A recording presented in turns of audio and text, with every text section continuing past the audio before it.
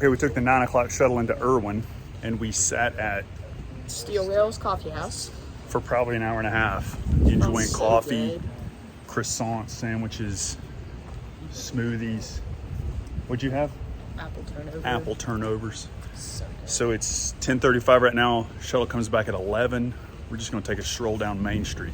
Oh, we need to go see the cat in the post office. Oh, that's right, and the library. Okay, well, we just searched the Erwin post office. No cat. We're going to the library now. Now we're gonna go to the library because they also have a cat. On our walk to the library, we discovered this. It's a managed cat colony. This might explain why there are cats everywhere. I think it's funny that that one says no trespassing. Like I'm gonna go in there. Okay, here we are at the beautiful Erwin Public Library. It's a train station. Well, it was. Now it's not. All right, we're gonna see if they have a cat. They did last time we were here. It says welcome hikers.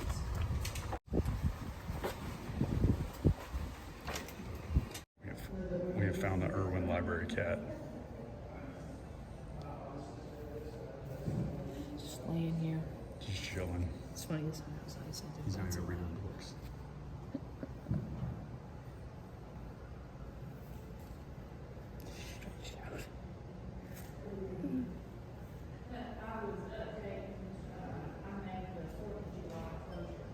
Must be a pretty good life. Erwin must be like a cat sanctuary town.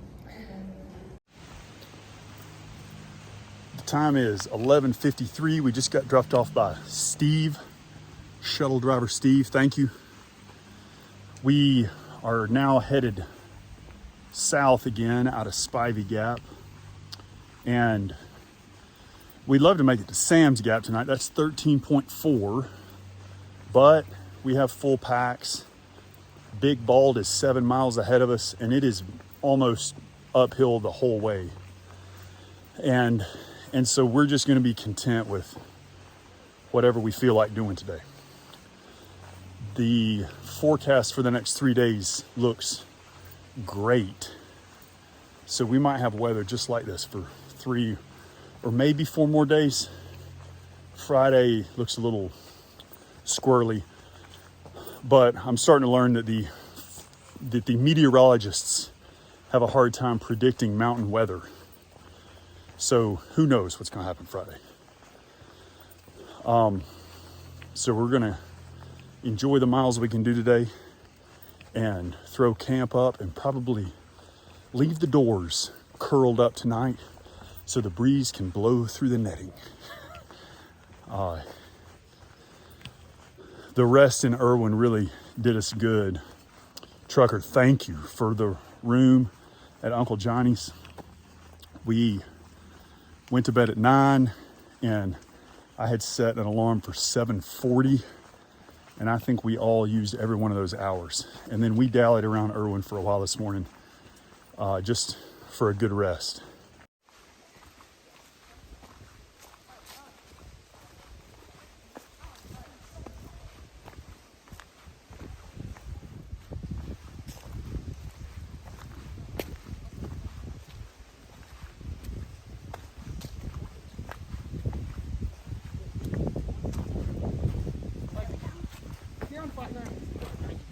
Yeah, that's fine.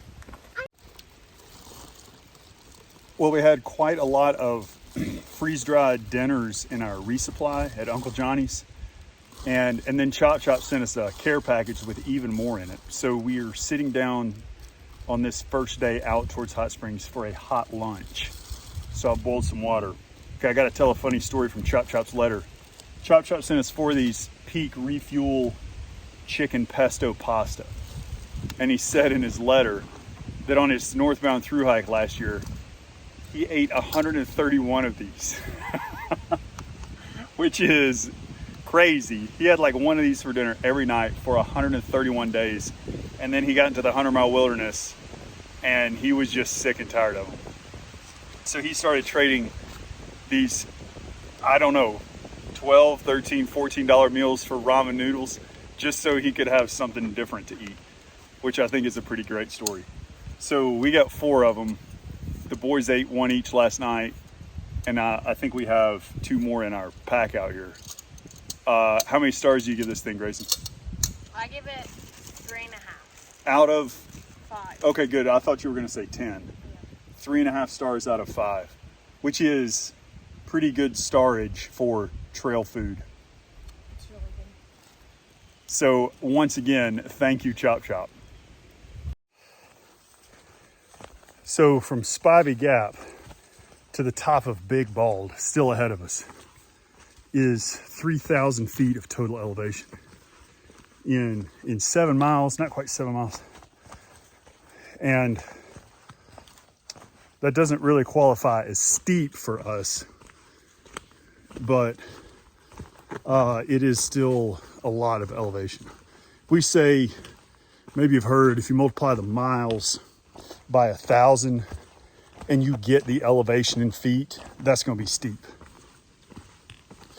So this climb comes in 3 big sections. We just finished the second pull up to Little Bald. Now we're going to descend about 200 feet and then do the last like 600 maybe feet to the top of Big Bald. And I think we're going to get some good views here all the way around. Grayson remembers this from our fall trip southbound, and he's excited about being up there. We're going to stop at the shelter, get some water, and be glad when this climb is behind us.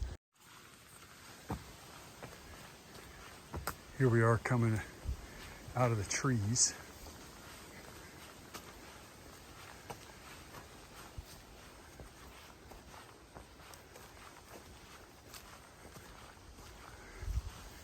Must be the top there. Wow.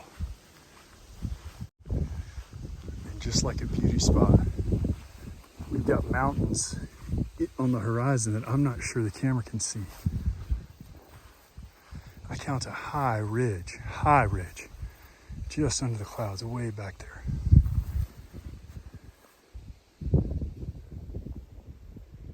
That is very cool.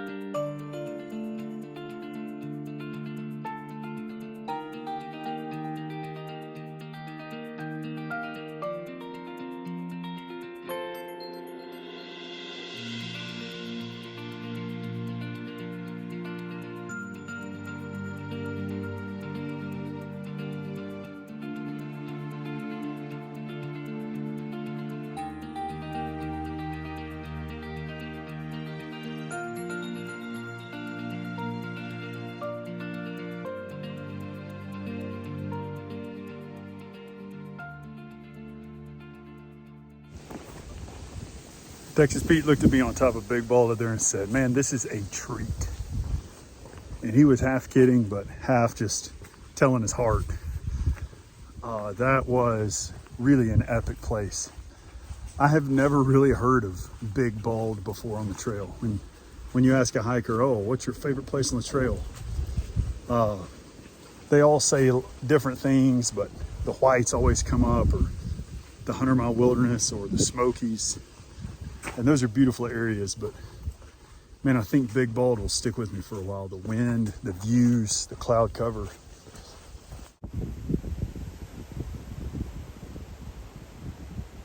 We just came across this fawn laying in the trail.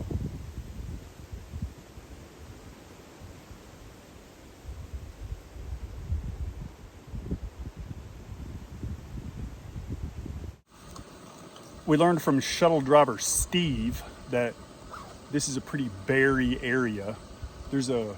We've been hiking on what I guess would be like the north side of the ridge on Big Bald. And on the south side of the ridge, there is a big residential development. And everybody leaves their garbage cans out and puts dog food on the picnic table so the bears come.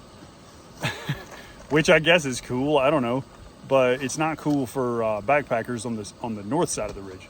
So we are stopping just short of Low Gap, which we think might be just a few hundred yards south on the trail, and we're gonna cook dinner here. So we found ourselves a satin log, and we got our jet boil jetting, and we're gonna have our dinner here, and then we're gonna walk on down to Low Gap and pitch a tent. It'll be a short day, but our bodies need it. So we'll head out to Sam's Gap and beyond tomorrow. Died. All right, we did 9.7 today. There was a huge up and a big down. We started around noon. We found ourselves a pretty good camping spot, and we're hoping for a good night's sleep.